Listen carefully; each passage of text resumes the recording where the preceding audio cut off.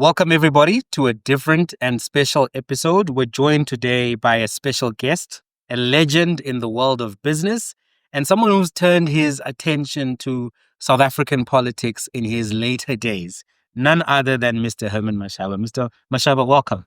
Thank you very much for the invitation. When I received the invitation, was it a week or so ago? I Yes. said, what did I do to deserve Ah. this? So, yeah, absolutely. Look, Things are heating up and local government is around the corner. Yes, absolutely. And I think it's important for us as politicians to engage with you because obviously I think reaching South Africans, we have to use every available platform because no single platform would really reach the 60 million plus Africans. And I appreciate that because I think the media landscape is changing. Mainstream is only but one of people's news diets and information diets. People are now looking at TikToks for news. They're looking at Twitter. They're looking at YouTube. So we really appreciate your coming through. So I think the first thing that people may be wanting to know from you or just to hear from you are your reflections about the national political situation, the Ramaphosa administration, the GNU, all of the things that I think last year there was a little bit more hope about. But when you're looking at South Africa right now, how are you feeling? What are you thinking? What's your view on what's going on? Well, I think mixed emotions of fear, but at the same time, hope. I think because of my age, I lived more than half of my life under the evil system of apartheid. Never thought one day one would really have an opportunity to engage in a political debate like this because 40 years ago, a debate like this, you and I will disappear. Yes.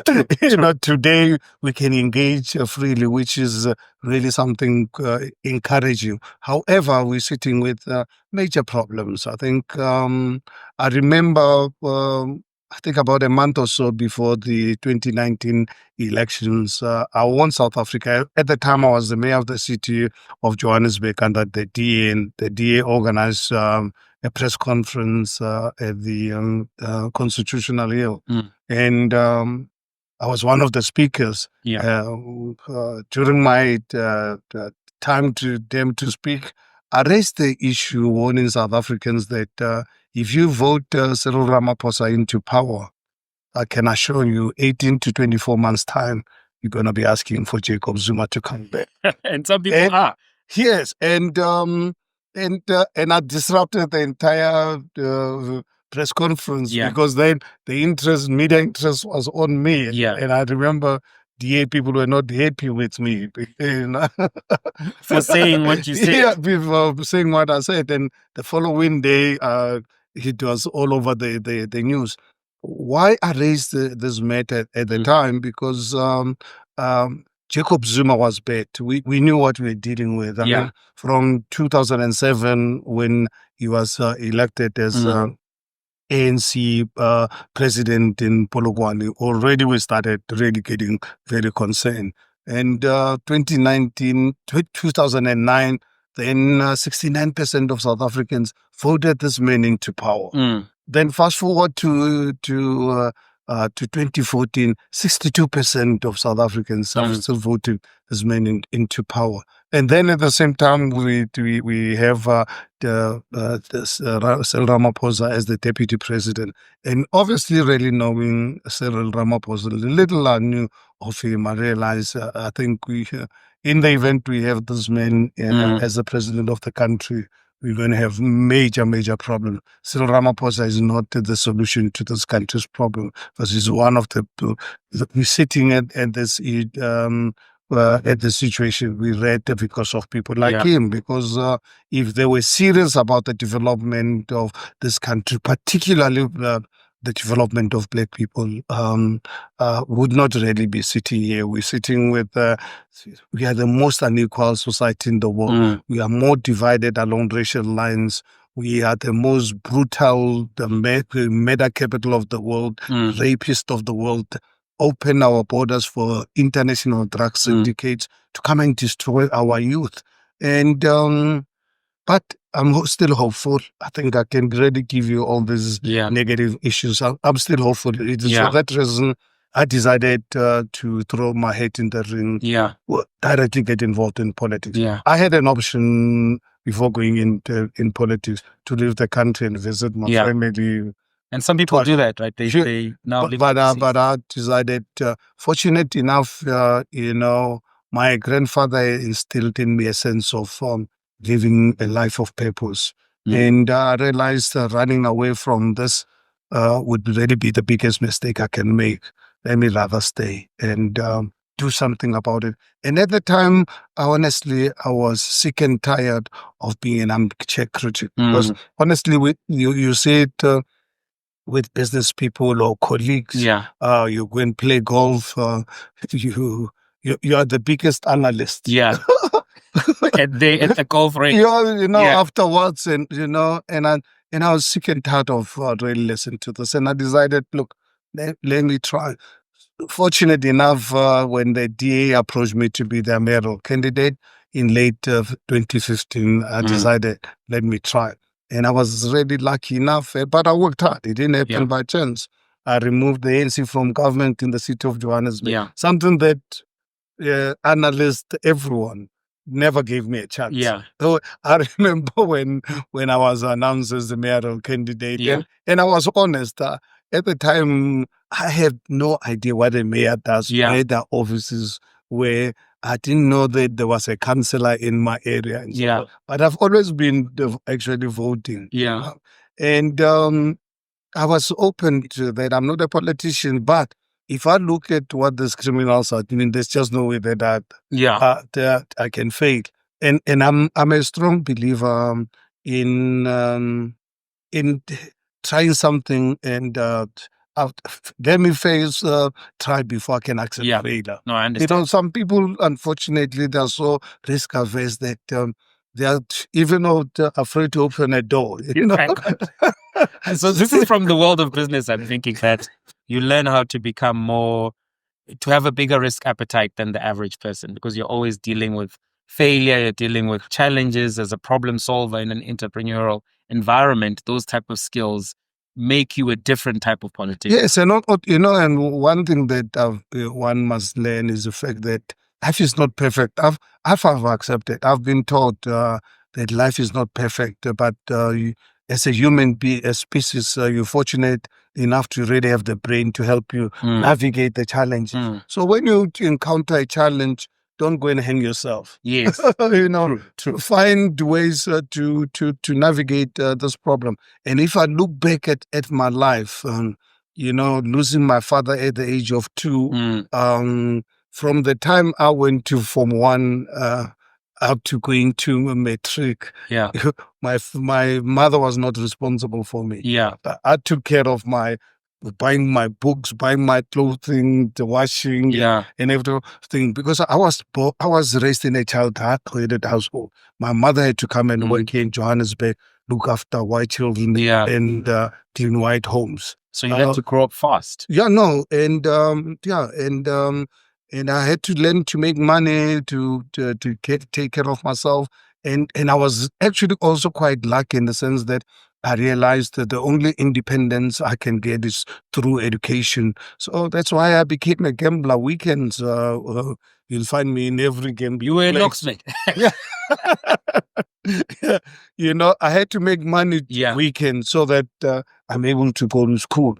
Must be able to buy books. I needed to buy my own clothes and so forth. Otherwise, I would not have received the little education formal, because as much as I went to university and disrupted during my second year of my studies, I'm an avid reader. Never stopped reading. Luckily, I don't have to be tested. And you even wrote some books now. So what I like about my reading patterns right now is that I don't have to sit for any examination. You just gather the information. I get a book by you, whatever. I read it. If I don't, somewhere along the line, if I don't like it, I put it aside. And then, I got you. Why I feel positive about South Africa, moreover, after the ANC laws last year, because one of the big risks we faced as a country was ANC, like other African countries, where once they lose the power, they refuse hand over. Yeah. hand over. So in our case, I think we're in a good space that the days of ANC dominance are behind us. They'll never come back. Yeah. ANC is on the way, one way down. And this country, it's not going to be governed by one political party in many years. And I want to ask you about that later. We're going to come back to that because I think it's an interesting area of discussion, the coalition, the direction of the country. But before we go there, you mentioned something about the open borders and the drugs. And one of the hot topics that everyone is talking about is the Madlanga Commission, the allegations by Mkwanazi, the ad hoc committee. You guys, as Action SA, you have Miss Darylene Elena James. She's been very vocal. She feels so strongly. You can almost feel the pain in her heart when she's speaking about gang violence. And I think today they were even saying 3 young people on the day that we're recording this, which is the 5th of November, 3 young people were killed in one of the townships in the Western Cape. So I'm just thinking, what are your reflections on this moment? Because it almost feels like there is a turning point. But from your perspective, you've been speaking about the open borders. You've been speaking about the drugs. You've been speaking about the crime. What are your reflections on this moment as it pertains to the revelations we're seeing? Well, I think so some of us didn't take us by surprise. I had an opportunity over the years to engage ANC people when I was still in business about the wrong political direction they were pursuing. We could really see openly that our parliament was captured by ANC majority. They would obviously defend the Nkandla scandal. They will protect the Marikana massacre. They defend the money laundering by the president of the country, putting money under mattresses and so forth. So this honestly didn't really come as a surprise. And I think remember quite well when I was the mayor, dealing at the time with 235 billion rands worth of fraud and corruption cases involving some of the senior ANC people who are today actually in cabinet, not only in parliament. And how our national prosecuting authority, how the works were refusing to investigate these cases. But I will be reported as a mayor on some trumped out charges that I was involved in whatever, corruption, whatever. And what resources they will put towards this investigation. And then a few months down the line, after spending so much resources in investigating this, I remember actually calling a press conference to take South Africa into confidence how the ANC government is weaponizing our law enforcement agencies for their political ends. So I think that the crime levels that we are seeing today, honestly, it's not a mistake. It's something that has long been. It's actually been late to have emerged. But now we're lucky in the sense that the ANC has lost majority. So you can imagine if ANC had the majority now, if it had the majority, will not have. There wouldn't be this pressure. There will not really be pressure. I mean, if you look at this current commissions, both by parliament and outside, and what's actually coming out, it's actually quite scary. I don't know how ANC people can actually sleep when they see this actually happening. But I'm hopeful that we head towards the next local government elections, and we're working very hard as Action SA to ensure that we can actually literally remove ANC from running these 3 metros in Gauteng. Because running these 3 metros for me, honestly, as much as we might not really be running the national government, will be running the economy. Will be running the economy of this country. So we're working hard to emerge as the party that must actually be the ones responsible for putting the executive together. So it is for that reason I'm hopeful. and there's no way that the ANC can ever recover because actually even this morning I was having a chat with my wife as we're dressing up about ANC what they call the recovery plans. You know, they think it's a remix. you know, they think you fix the ANC problems by having lectures on past Wins that, leaders. You know, they spend so much money on having celebration of their past leaders who are no more. You know, so we don't know how they would have performed. And oh yes, absolutely. For us as black people, we respect those guys. It is because of them that ultimately apartheid was defeated. But unfortunately, we don't have that track record in terms of government. Yes. Because as soon as ANC took over government in 1994, we started seeing flames. You know, but one thing for sure, we cannot undermine the role played by those before them. Yes. But right now, ANC focus should not really be recognition of those people. Yes, they must recognize them. But people are looking for water. People are looking for electricity. People are looking for homes. People are looking for protection from criminals.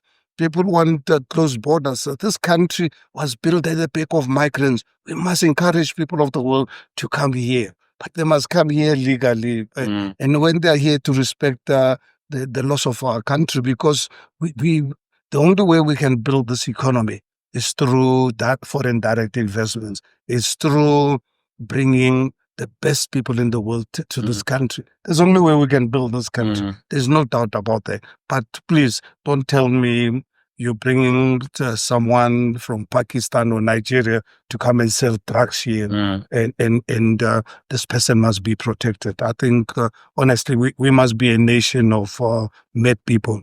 And honestly, I'm still very far from being mad. Maybe, perhaps when I'm 90 or so, I might start losing my mind. But right now, I believe my mind is still intact. It's for that reason I'm calling on South Africans. So we've got to really be very careful. I mean, at the time when I was the mayor of the city of Johannesburg, I'm sure you know, I'm on record, inherited a city with over 300,000 housing backlog. And the housing is not the competency of the municipality. It's national. It's a national competency. Basically, what happens, a big municipality like Johannesburg, you get grants from national government. And with the grants that we were receiving, the most you can build were 2,000 houses per annum at the best, without stealing a cent, building on time and delivering on budget. You can only build 2,000 houses. You know how many people the city was attracting a month at the time? 3,000 every month coming into the city. I see. You've got 300,000 backlog. 300,000. The backlog is big. The influx is big.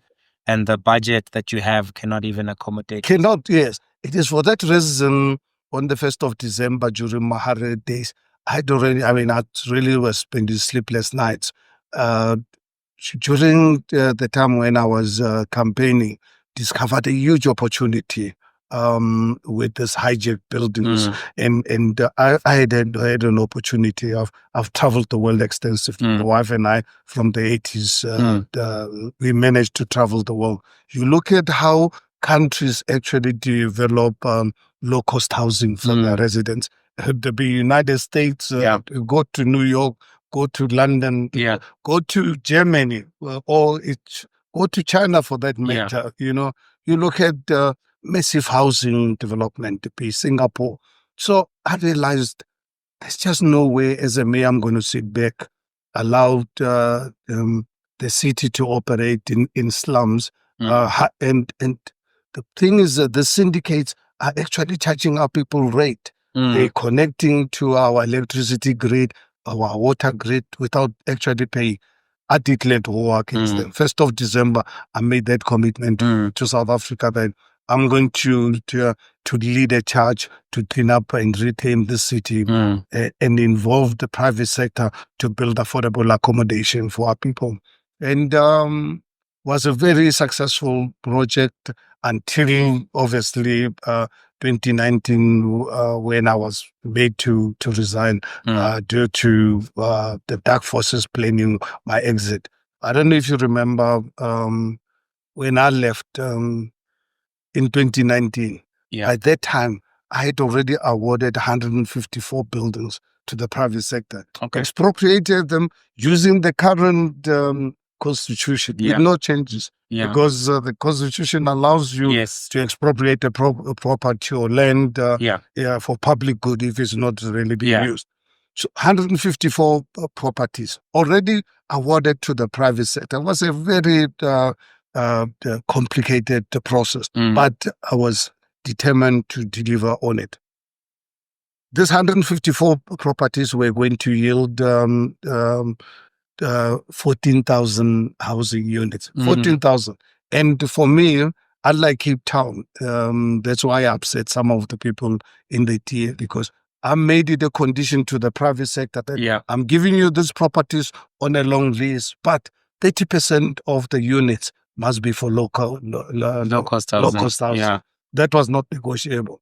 And to my surprise, we were oversubscribed. Yeah. That's why you look at a city like Cape Town. Yeah. An ordinary person like you and I, we can't afford to go. No. Cape Town rentals are crazy. It's not, and not only for black and white, everybody. I mean, Capetonians who are you have born to be European now to actually enjoy. So, Johannesburg, I said, I'm not going to follow that model. We'll allow the private sector, we'll give them long leases, but 30% of the units must go to low income. And we were oversubscribed. That project was going to yield 22,000 permanent jobs during the construction phase. So what happened to the buildings now? What's the status? Well, it's one of the things that we've tried ever since we got into council, bringing motions. Unfortunately, the current mayor and the ANC are literally refusing to bring those reports back. And this is actually illegal because those projects were passed through council. It's not something that I did behind the scenes. Yeah. Every month I used to have press conference to let South Africa know how we're doing. So it's one of the things that in the event Action SA takes over the mayorship of the city of Johannesburg, will be one of the cases we are going to embark upon. For those people who have taken decisions not to execute those projects, because the private sector lost money. Yeah. Because what happened is, after my removal, when the new mayor came, said to JPC, this is Mashaba project, put it aside. And this was not my project. This was the project for the residents of our city. So I think we will hold people accountable criminally and civilly. And in fact, I believe some of them we have to really charge them in their personal capacity. All right. So going into the mayorship and the mayoral race for Joburg, your party has open nominations right now for mayor. What's the status? Are you going to avail yourself? What's happening there? Well, we took a decision last Friday, Senate, to open the process for mayoral candidate. As you are aware, Amanda, tremendous pressure, particularly from our own structures, but even ordinary South Africans who experienced my tenure as the mayor of the city of Johannesburg. But I feel, at my age, I'm 66. Well, isn't Helen Zille older than you? She's running? Well, I think, honestly, I think, let me give you an example, Jamie. Look at the city of Tshwane, run by Dr. Nasipi Moya, who's what, I think about 37, 38. Yeah. Last year, this time, did you know who Nasipi is? No. I had to research her when she came into the position. Yeah. Today, she's a household name. Yeah. Doing some work that is unbelievable. A few weeks ago, announced Olani Kumalo. And I was going to ask you about them, but just go ahead. Announced Olani Kumalo, who's also 36. Yeah. And I'm saying to myself, it shouldn't really be about them, and it should really be about giving the youth the opportunity. And fortunate enough, the NACP has really demonstrated the energy, the enthusiasm, the determination, ethical leadership of our youth committed to this country. So basically what I'm saying to South Africans and people of Johannesburg in particular, I will only make myself available in the event that I don't find another NACP or I don't find another Golani. They are there. Obviously, we don't have time on our side. As you're aware, yesterday,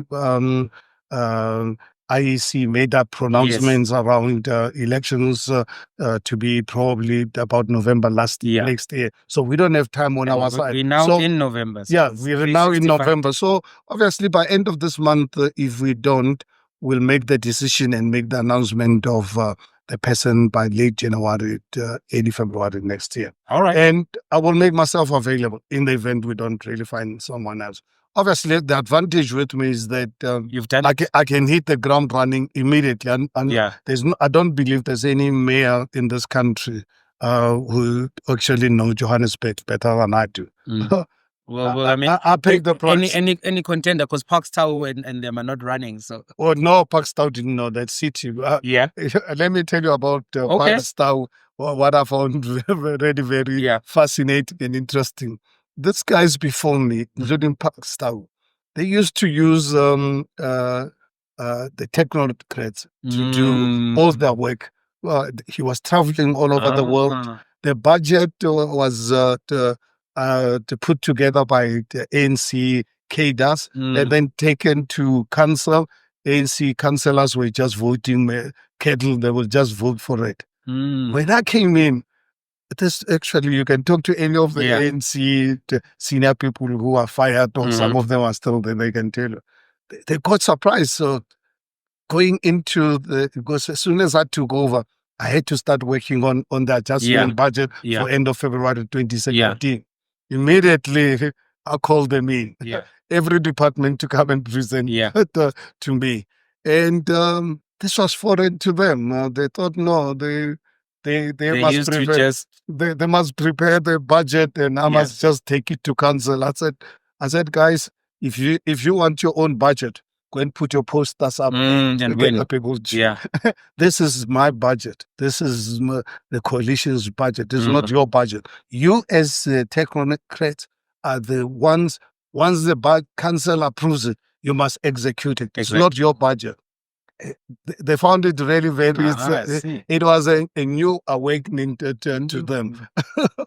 I took in charge. I went line by line. To just give you an example, one of the issues I discovered in the budget process, one line item, 76 million rands of international travel.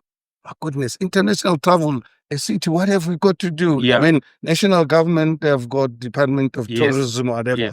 What are we traveling all over the world to do? Amount of money. In the mayor's office alone, for the mayor, the budget was 27 million. For travel. Just in the mayor's office. International travel. First class. My goodness. I said, no, this is unacceptable. At the time, it was still Trevor Fowler, who was the city manager. The city manager, ANC senior person. I said to Trevor, look, this is an issue I've got concerns with.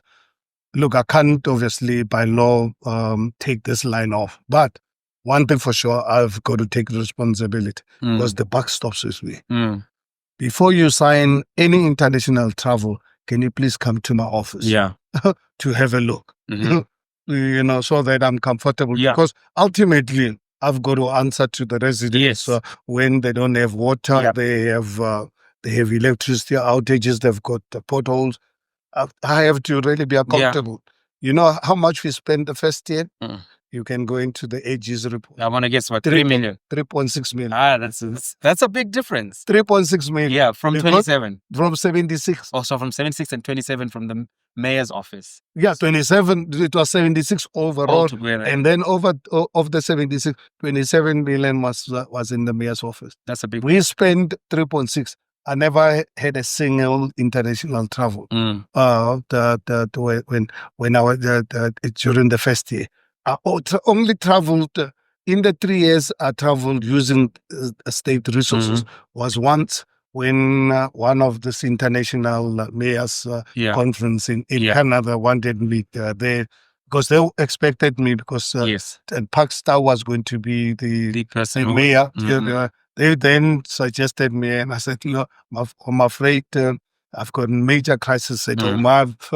I will deal with international issues the day when people have got housing and I've dealt with the issues, So in the 3 years, the other travels I did was when I would really be invited by the government and they pay for it. Oh, I see. But, if you look at the AG's report or my end of term report, because I prepared the end of term report, probably the only mayor when I left under awkward circumstances. But I still have the decency to prepare end of term report for the next This mayor. is the business background, which is showing, because that's typically what you do when you're handing over. Yeah, so I've prepared an end of term report so that whoever takes over from me in the 3 years managed to find to save 2.1 billion rands from vanity projects. That's a large amount of money. What I'm saying is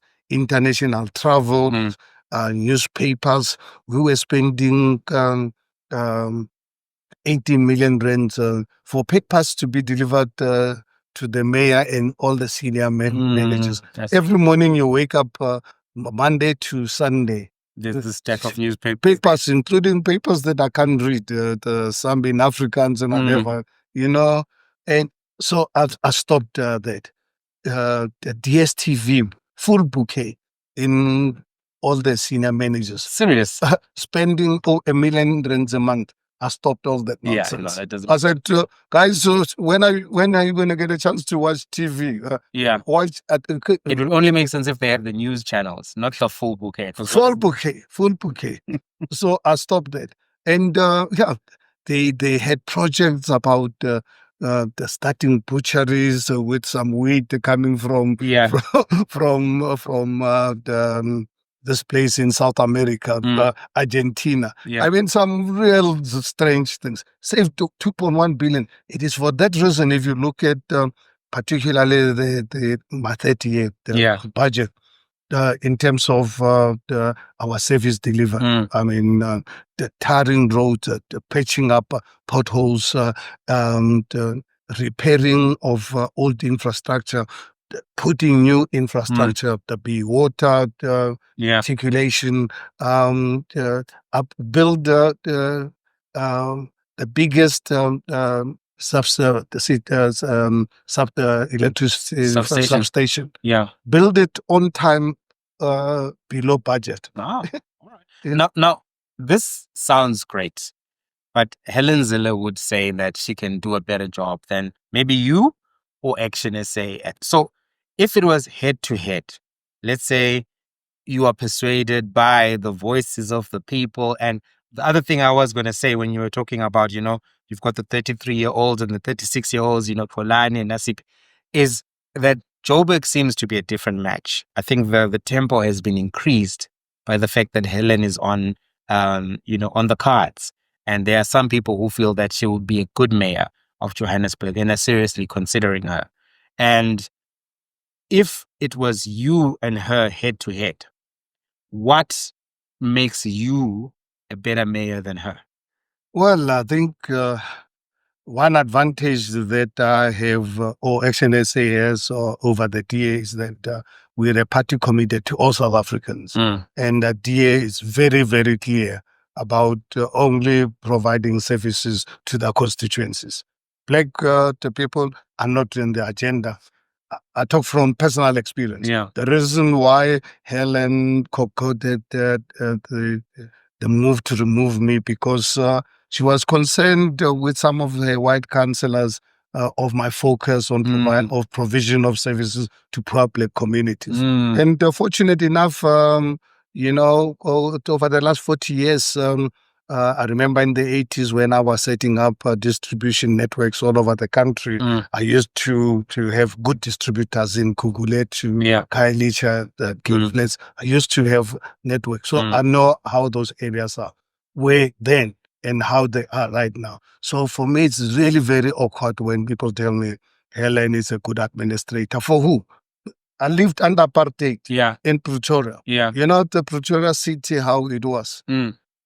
Great, world class. Was it was world class even then. But for who? I was living in Amanskraal, 30 kilometers away, with no electricity was foreign to me. No roads whatsoever, no water. We had to go and steal water from the white farmers who took our land.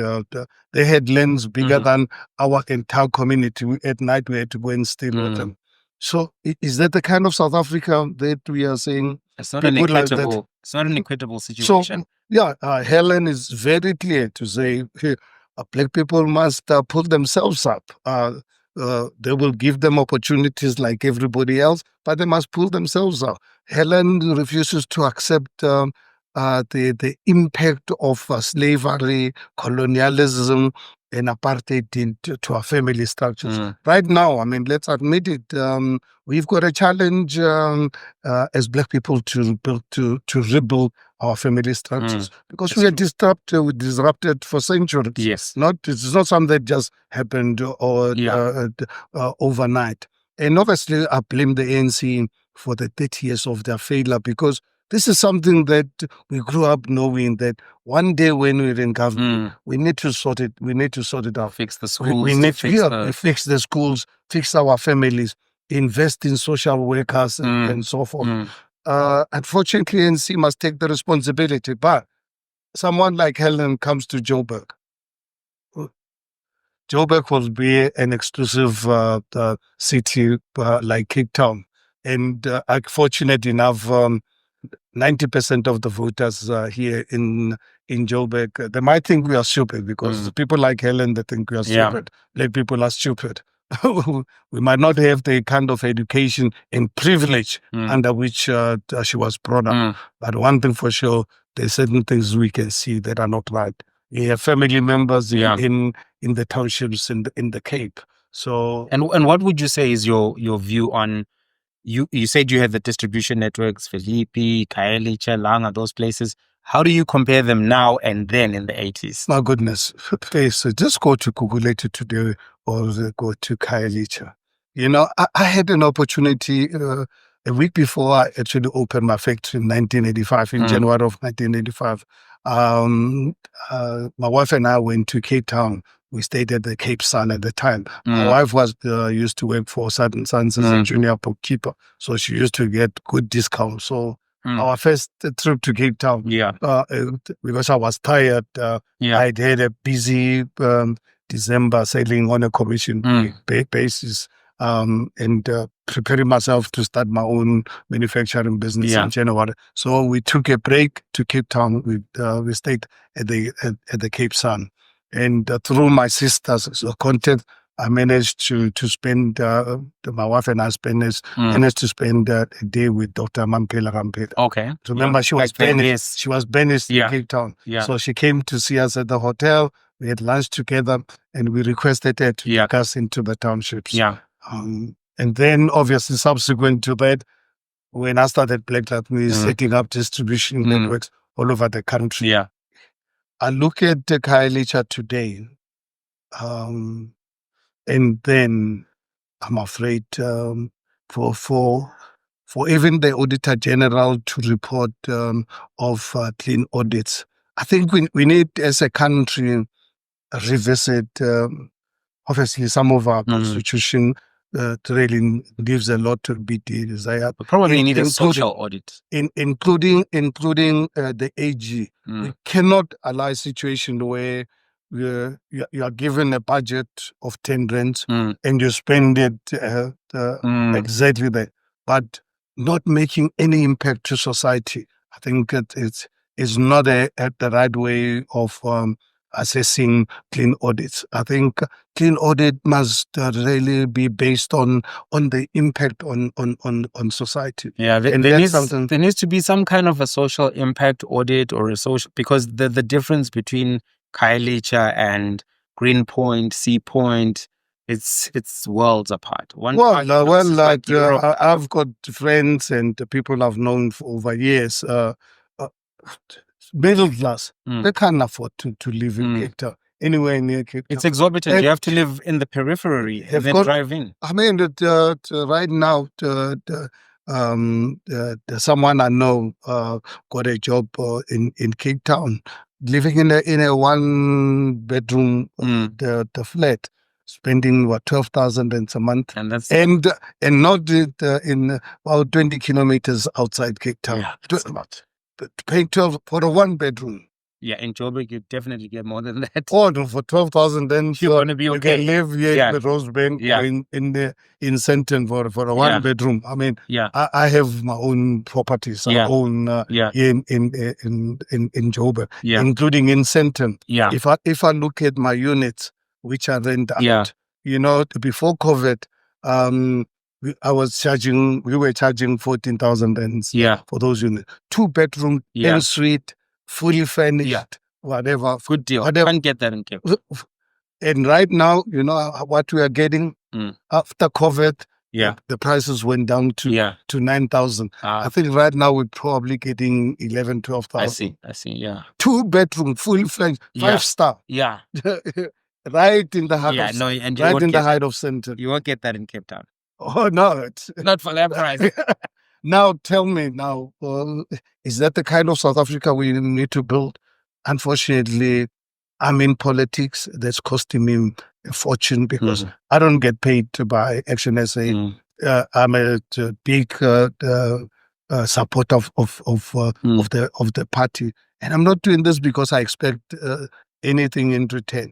The only thing I expect in return from Action SA is to make sure that social justice remains a core value of what we stand for. I understand. I got into politics because I don't want to live side by side with poverty. I was born and raised in poverty.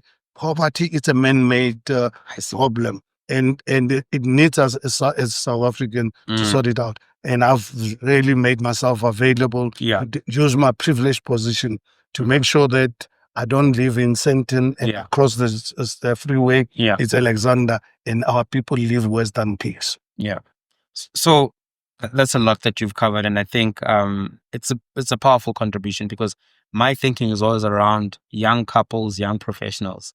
If you want them to have disposable income, which then drives the consumption, which drives the economy, the rents have to be affordable. And I think even Zohan Mamdani, one of the big things that he used to resonate with Americans in New York was to discuss the affordability issues. And if you think about Cape Town, if you're starting off as a young professional with those kind of rentals, most of your money is going to rent and transport. There's no disposable income. And then at the same time, we're then saying, why is the economy not growing? Why is the growth at 0.7, 0.8%? I think the rental issue is one of the big ones. And let me just share something with you. Yesterday at 10, I had a 1.5 hour meeting with one of the big companies in the country. I was so impressed, but at the same time worried about what the DA is proposing. Here is it, I'm going to a serious meeting. It was Michael, our national chairperson, and Lerato from Parliament. So 3 of us, and this big business was represented by 3 young black women at a senior level to take serious decisions. So after the meeting, I said, guys, you know what? What I'm seeing now, what I've just observed, this is what makes me to really be in politics. And I don't understand when some political parties say that we don't really need the advancement of black people. Because otherwise, if we leave this to market forces, and I'm a capitalist, unapologetic, but what kind of a capitalist system do you want? The one that is heartless. I'm afraid the kind of capitalist system that I believe in is the kind of system that is going to recognize that we need redress in this country. It is non-negotiable. Yeah, and you can have both. You can have inclusivity and capitalism. You can also make sure that the game is fair, because at the same time, I think some people who just speak about capitalism are always looking for the most greedy, the most vulture, risk pick version. And it doesn't have to be that, because it's almost like they'll say, capitalism. And then their version of the capitalism is the worst kind, Wolf of Wall Street type of stuff. But you can still have fair capitalism, inclusive capitalism, and make sure that you're not discriminated. Because if you see, even with the Springboks, you can see it, the team has played much better with diversity. It's still competitive, it's still rugby, but the inclusivity and the diversity makes the team stronger, not weaker. Well, I think if I look back at 40 years of my business, like me, it's over 40 years now, and I looked at when I started the business with 30,000 rands loan, very expensive loan at prime plus 10 plus. I had to give the funder 25% share in the business. Yeah, that's exorbitant. But one thing I recognize, because we did not have the resources to go and compete with the big multinationals. Because I went into a market where we're competing with big companies, the Revlons of this world and big American companies. Picked up the right name, Black Lives Matter. Yes. And I know some of my colleagues were concerned that we might attract PW voter, that we are another political party. and I need anyone who can go and do your study as a case study of Black Lives Matter. You look at how I marketed. I should do that. I should do that for my MBA. I used Black Lives Matter to give Black people hope. But it was commerce. I was after profits. But what I did, I give people hope. Every time there'll be a funeral of someone killed by the police or arrested and so forth, to get involved in those kind of issues. Our marketing was more tailored towards social justice than traditional marketing, where you get an agency to go and design expensive and Nike and has so moved in that direction. In their later years, they realized you do have to connect with your audience and show them that you understand social justice and you care about them. Well, and it's for that reason that just imagine, what I achieved in 5 years. It's unbelievable under the circumstances. I paid back this 30,000 rands loan. Instead of 3 years, I paid it back in 7 months. Oh, wow. But 5 years later, I had built my own factory, over 6,000 square meters. I started in the 200 square meters. 5 years later, 1990, late 1989, I moved into my own factory, right in the township in Mabopane. Over 6,000 square meters, state-of-the-art manufacturing equipment, cost me over 10 million rent. I did not owe anyone a cent. Wow. Then you ask yourself, in just a space of 5 years, how, No, I got you. That's something impressive. That is quite impressive. And I want to take you up on that case study analysis, because one of my frustrations with business school when I went there is we're doing a lot of Harvard Business School case studies. And I was like, but this is South Africa. Why am I having to analyze Harvard Business Review case studies when we have so many unique case studies here? And I think we looked at New Balance, we looked at Uber, we looked at a variety of companies and probably one local company. But I would have expected for an entrepreneurial program trying to help people build businesses in South Africa, we would have spent a lot more time as a business school looking at local case studies. Let me give you another something that might obviously shock you. The factory that I built was built by my own construction company. Wow. By that time, I'd already started a construction company, because from day one, I started making money. Yeah. And I'm not the one to go and spend wild Lamborghinis. Not a blue Lamborghini, not even a green one. So, in the 5 years, managed to build my own factory, using my own resources, using my own construction company, because one friend of mine was the only black civil engineer I know from Vets, qualified from Vets. His wife was a medical doctor at Jubilee Hospital. Yes. So we became friends. And I said to him, Rabbi, let's start a construction company and fund it. So I funded 100% this. I took a share in the business. Yeah. I think I took 30% share in the business. build my own factory, build my own house in Social Guve, build lots of houses around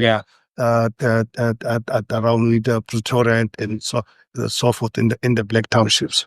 But then I was already owning, having a 30% share in a business that I also started called Norman Service Center. This guy was a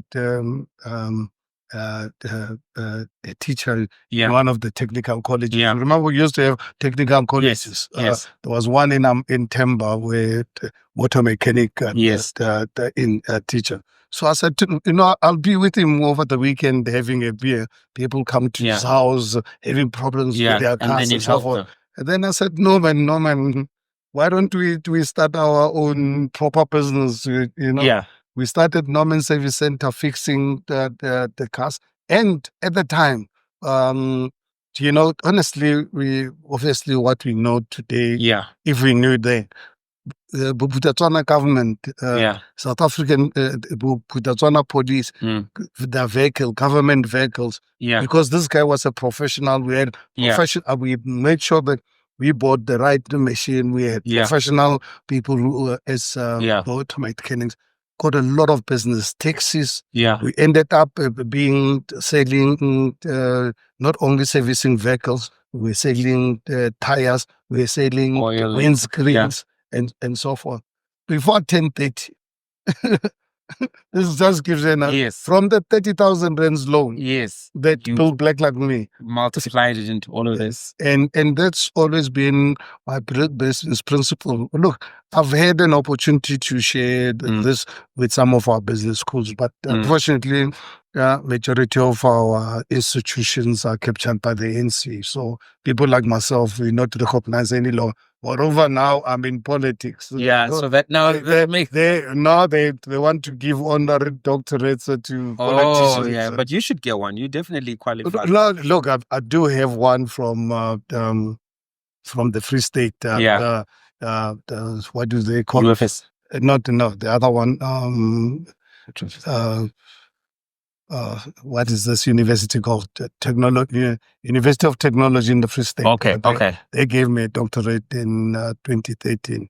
But I'm not really about to do doctorate. That's why I don't really use the title. I only use the title when I'm at the university. The university, I remember the recognitions I've received over the years. I've always said to people, look, I really appreciate this recognition, but this is not the reason I went into business to be recognized. I went into business to free myself. I needed economic freedom. And I used commerce to attain this. And that's why I really got so, and I'm angry with ANC for failing to unleash black talent. And there's a lot. The black talent in this country, it's enormous. We made it during the dark days of my country's history. We were inspired by the Walters, the Maponyas, and others, many more, the Mahlangus. And I look at how ANC has destroyed them and using people from Bangladesh, Pakistan to run shops in our communities. And I'm saying, no, this can't be right. Honestly, I'm sure even God will never accept such a thing. So it's the reason why I'm vocal, the reason I'm in politics, and it's a tough job. I can imagine. It's not a child's play. Every single day of my life, I know someone is going to attack me. Every time I get an inquiry from the media, it's to ask me how much money I've stolen. Politics looks like a very rough environment. Also, but at the same time, we've got to do it because if privileged South Africans are not prepared to do it, then we're going to end up being another South America. And we cannot afford. This country, I believe, is savable, and people like myself to use our privileged positions can actually play the role. Now, I want to ask you about the coalition era, because you are a politician of the coalition era, right? Just your thoughts about how to make these coalitions work, just in general, because some people are really worried and want to just choose one party, simplify their lives and go forward. So that's just one, your reflections on the coalitions. There's been a lot of movement, and your party has also been part of the movement here and there. So that's level one. But also, take us behind the scenes and tell us a day you will never forget as mayor in this coalition crankam that we're observing, this brouhaha, as some have said? Look, what happened in 2016? Let's go back to 2016. All of a sudden, we end up with 38% of the city of Johannesburg. Obviously, after the ANC, we come out with 104 for the councillors, bringing the ANC way below the 50 plus one threshold. So we officially removed the ANC. Now, the DA had to negotiate, putting together a coalition. Because I wasn't part of their political leadership structures, I didn't get involved in coalition negotiations.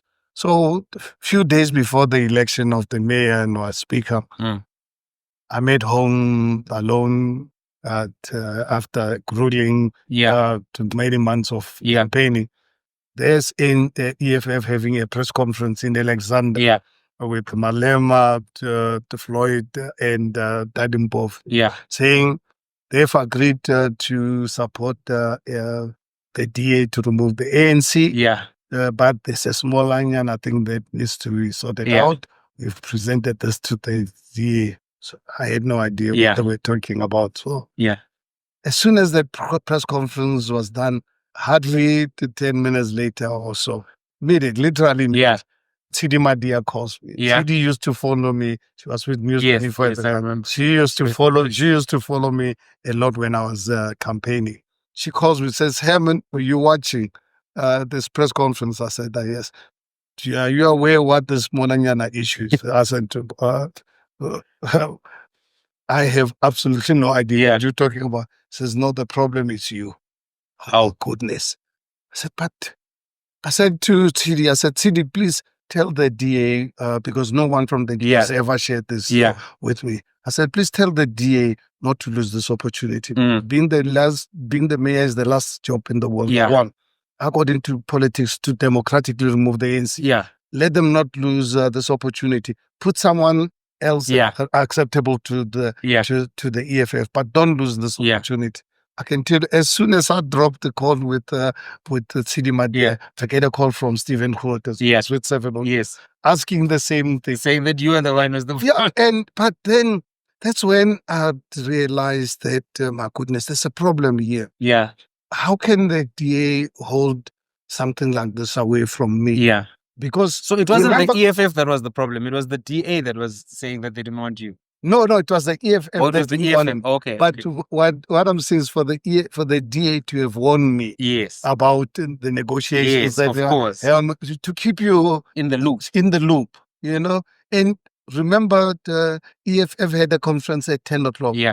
In Alexander. DA was going to have a conference at 2 o'clock in Centre. I didn't know what they were going to discuss. Exactly. So, and I said, but I felt, what kind of party is this? What kind of managers are this? When they know I left my business, I wasn't being paid to do this job. I think for my campaign, where the DA were not short of money, I probably spent roughly 4 million of my own money on this on the campaign. Because from time to time there'll be issues where DA did not really believe, and I believe this. I'll spend my own money. But the DA wasn't short of money. I mean, I've seen they're never short of money for election. But they know that I wasn't paid to campaign. I spent. I was contributing my own money because I wanted to democratically remove the ANC. So by the time, over time, when these issues emerged, it didn't really come as a surprise to me. I realized no, this party and I, we don't share the same. So how did this thing end? Because if you were the issue, how did they resolve it? Well, the DA insisted, no, we're not removing. So EFF, you can keep your vote. Your votes. But I was surprised going to the first council meeting. Floyd Shivambu himself was there. I don't know if you remember that day. I mean, I remember it vaguely. He was there making sure that EFF voters vote for me. Yeah. And in the 3 years working with the EFF, I found them to really be the most constructive. And I said this to you at the press conference on the day. They were more supportive of my government than the DA. And the DA were the most disruptive. You know, because for me, coalition is a successful coalition. It's about engagement. It's like running business. Yeah. If you don't communicate with your staff or whatever, exactly. have regular meetings that people are aware what's happening, you're bound to fail. So basically, my approach to coalition, and I committed that speech is there on the day I was elected as a mayor.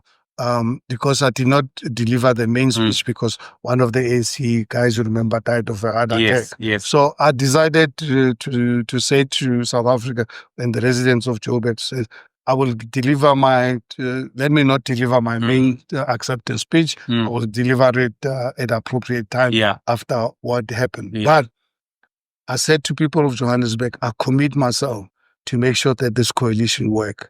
And the only way this coalition is going to work is by going to be consultation. I will never take any report to council or do anything without involving all my coalition partners, including the EFF. As much as the EFF were not part of the official coalition partners, but without them, we had no government. And for some reason, some people like Helen, Zille, and I don't know what their thinking is, not happy with me engaging EFF. Every time they expected me to take reports. They call them doomsday, so that's they expect me to take reports to council which you haven't taken to the EFF. Yeah, for me that was not negotiable. I remember actually in 2019 when I left. Just before I left, where they expected me to attend one of the meetings. And on that evening, I had government commitments. So I sent Funzi and Michael to this meeting. And they refused to listen to them. They wanted me.